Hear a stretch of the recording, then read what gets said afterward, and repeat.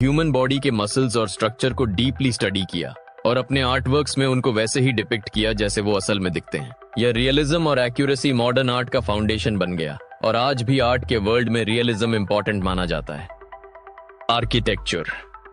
Architecture में भी नए नए स्टाइल्स इमर्ज हुए जो क्लासिकल एलिमेंट्स को रिवाइव करते थे।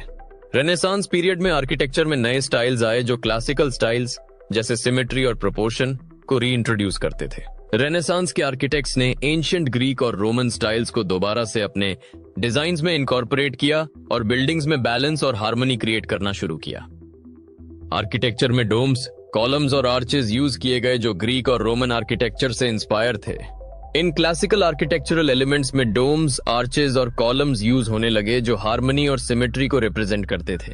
ये क्लासिकल आर्किटेक्चर का एक मेन फीचर बन गया जो रेनेसांस के बिल्डिंग्स और स्ट्रक्चर्स में भी कॉमनली यूज होने लगा और आज भी बहुत फेमस है।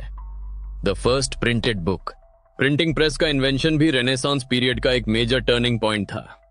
प्रिंटिंग प्रेस एक ऐसी डिवाइस थी जो जोहानेस गुटेनबर्ग ने इन्वेंट की थी और ये यूरोप में नॉलेज और आइडियाज स्प्रेड करने का एक बड़ा सोर्स बन गई। प्रिंटिंग प्रेस के इन्वेंशन से बुक्स और मैन्युस्क्रिप्ट्स जो पहले मैन्युअली लिखे जाते थे अब मास स्केल पर प्रिंट होने लगे, जिसकी वजह से उनका प्रोडक्शन और अवेलेबिलिटी बहुत बढ़ गई।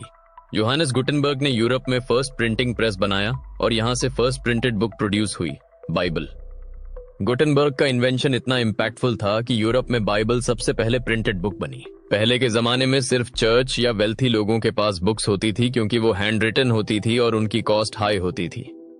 अब प्रिंटेड बुक्स से नॉलेज और एजुकेशन ज्यादा लोगों तक पहुंच गई और रेनेसांस के आइडियाज और टीचिंग्स लोगों तक इजीली स्प्रेड हो गए।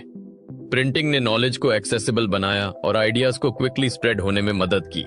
प्रिंटिंग प्रेस ने आइडियाज और नॉलेज को तेजी से यूरोप के अलग अलग पार्ट्स में पहुंचाया। इससे रेनेसांस के इंटेलेक्चुअल और कल्चरल वैल्यूज क्विकली स्प्रेड हुए और लोग नए नए थॉट्स और टीचिंग्स को समझने और फॉलो करने लगे।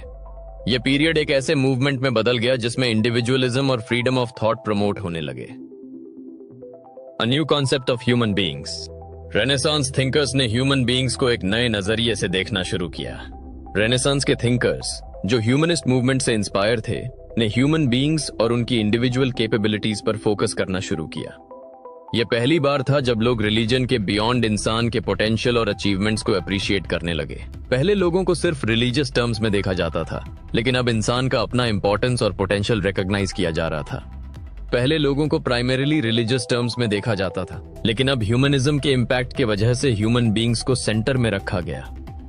ह्यूमनिज्म के इफेक्ट से इंसान की एबिलिटीज और इंटेलिजेंस को रिलीजन के स्कोप के बियॉन्ड देखा जाने लगा। इंसान के एक्सपीरियंसेस और कैपेबिलिटीज सोसाइटी में एक सेंट्रल प्लेस ले रहे थे और रिलीजियस कंट्रोल के बिना इंडिविजुअल लाइफ और अचीवमेंट्स को अप्रिशिएट किया जा रहा था। The aspirations of women. इस टाइम पीरियड में विमेन के राइट्स और उनके एस्पिरेशंस के ऊपर भी कुछ डिस्कशंस और डिबेट्स होने लगे। रेनेसांस के दौरान कुछ विमेन ने लिटरेचर और आर्ट्स में अपना कंट्रीब्यूशन देना शुरू किया और अपने आप को एक्सप्रेस करने लगी। हालांकि सोसाइटी में मेल डोमिनेंस अभी भी था, लेकिन कुछ विमेन एजुकेशन और आर्ट में आगे बढ़ने लगी और अपने एस्पिरेशंस को एक्सप्रेस करने लगी। रेनेसांस के दौरान कुछ विमेन लिटरेचर और आर्ट्स में आगे आई और अपने टैलेंट्स को शोकेस किया। विमेन राइटर्स और आर्टिस्ट ने अपने वर्क्स के थ्रू अपने टैलेंट्स